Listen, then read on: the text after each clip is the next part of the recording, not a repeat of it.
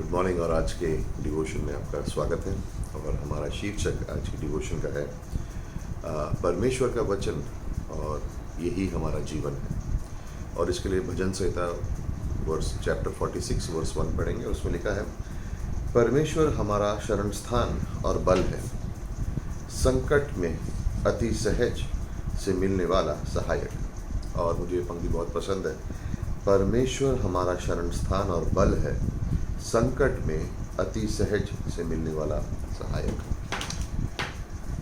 परमेश्वर का वचन हमारा जीवन है। जब इस पंक्ति को हम पढ़ते हैं और सोचते हैं इसके बारे में, ये हम जानते हैं और ये हमें जानना ज़रूरी है कि जो परमेश्वर का वचन है वो हर परिस्थिति में हमारा सहायक है। एक परमेश्वर के संतान होने के नाते हमें ये पता होना चाहिए कि परमेश्वर के सारे वादे हमारे लिए हैं। जितने भी वादे इस पवित्र शास्त्र बाइबल में हैं वो सब हमारे लिए हैं, और ये हमें दिए गए हैं हमारे रोज़मर्रा के जीवन जीने के लिए। इन्हीं वचनों में हम बढ़ते हैं, इन्हीं वचनों को हम सीखते हैं, इन्हीं वचनों में हम अपना आशीष पाते हैं। लेकिन इन सारे आत्मिक आशीष को पाने के लिए अगर हम वचनों से दूर रहेंगे तो हम इनको पा ना सकेंगे, इनकी असलियत को ग्रहण नहीं कर पाएंगे। क्योंकि जब तक इस वचन को हम जानेंगे नहीं, इस पवित्र शास्त्र को हम समझेंगे नहीं, तब तक परमेश्वर के वादे हमें सिर्फ वादे दिखेंगे, लेकिन किस तरह से उसको हम अपने जीवन में उसका प्रयोग कर सकते हैं, उनके आशीष हमें मिल सकते हैं, वो कभी हो नहीं पाएगा। और ये वादे परमेश्वर ने पहले ही हमसे कर दिए। इनके लिए परमेश्वर ने कहा, जिस दिन तुमने यीशु मसीह को स्वीकारा, सारे आत्मिक आशीष तुम्हारे, सारे आत्मिक आशीष तुम्हारे।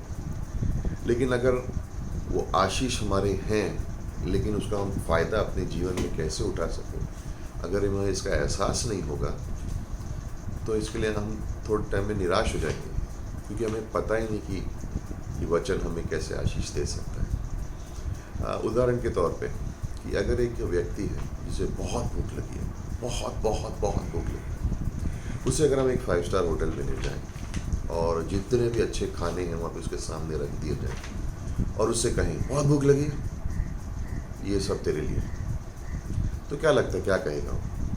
आज भूख नहीं लगी, आज मेरा मन नहीं कर रहा है, ये सब तो मैं पहले खा चुका हूँ, क्या रोज़ ये खाना दे देते हैं? क्या लगता है उसकी ऐसी प्रतिक्रिया होगी? नहीं, वो भूखा है, उसे खाने की ज़रूरत है, उसकी एक ज़रूरत है, और उस ज़रूरत को पूरा करने के लिए सामने उसको सब कुछ रखा गया है, तो उसे कैसे करेगा? उसी तरह से परमेश्वर का वचन वैसा है हमारे जीवन में। हम भूखे हैं, हम खाली हैं, आत्मिक रूप से हमें इस भोजन की ज़रूरत है जो आत्मिक भोजन है। क्या उसे हम देख के कह सकते हैं, नहीं आज इसकी ज़रूरत नहीं है, ये तो मैं पहले भी खा चुका हूँ, मैं कल खाऊंगा? नहीं, मुझे आज उसकी ज़रूरत है, हमें आज इसकी ज़रूरत है। और इन सब चीज़ों के लिए परमेश्वर ने शुरुआत से हमें अपना वचन दे के रखा होगा, है ना।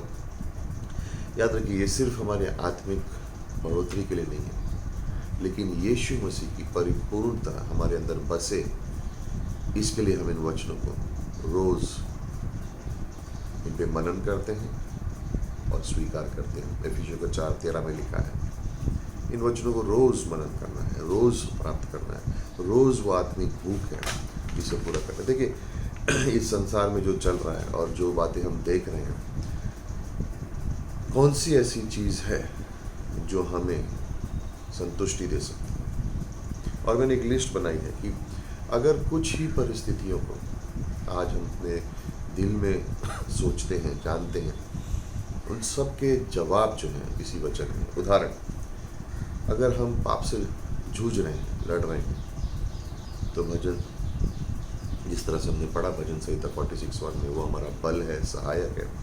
पहले यूहन्ना 1:9 में लिखा कि मेरे पास आओ, अंगीकार करो, परमेश्वर धर्मी है, वो तुम्हें माफ़ करेगा। अगर मुझे ऐसा लग रहा है कि मुझसे कोई भी प्रेम नहीं करता, तो रोमियो का 5:5 में लिखा है कि पवित्र आत्मा परमेश्वर के उस प्रेम को हमारे जीवन में उंडेल देता है। जब हम अधर्मी थे तब यीशु मसीह ने हमारे लिए अपनी जान दी। कितना प्रेम है परमेश्वर का। लेकिन ये मुझे कैसे पता चलेगा? वचनों से। अगर मेरे मन में कड़वाहट है तो कुलोसियों के 3:13 में परमेश्वर कह रहा है क्षमा करो, माफ़ करो उन लोगों को जिस तरह से परमेश्वर ने तुम्हें माफ़ किया होगा। क्यों हमारे जीवन में कड़वाहट है?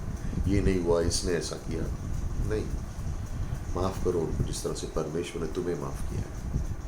अगर हमारे जीवन में चोट लगी हुई है और हम दुखी हैं, प्रकाशित वाक्य 21:4 में लिखा कि मैं तुम्हारे सारे आंसू पोंछ दूंगा, सारे आंसू पोंछ दूंगा। और मेरे से गलती हो गई। दूसरा कोरिन्थियों 1:3 परमेश्वर संतावना का परमेश्वर है। हर परिस्थिति में तुम्हें संतावना देगा, हर परिस्थिति में तुम्हें उठाएगा। किसी ने मुझे नकार दिया है, कोई मुझसे बात नहीं करता है, दूसरा कोरिन्थियों का 12:9 मेरा अनुग्रह तुम्हारे लिए काफ़ी है। और कई सारी ऐसी परिस्थितियाँ देख सकते, कोई किसी को अकेलापन महसूस हो रहा है कि कोई नहीं है मेरे संग, मैं अकेला हूँ। इब्रानी का 13:5 ना मैं तुझे छोड़ूंगा ना मैं तुझे त्यागूंगा। डर लग रहा है, आगे क्या होगा, आज क्या होगा।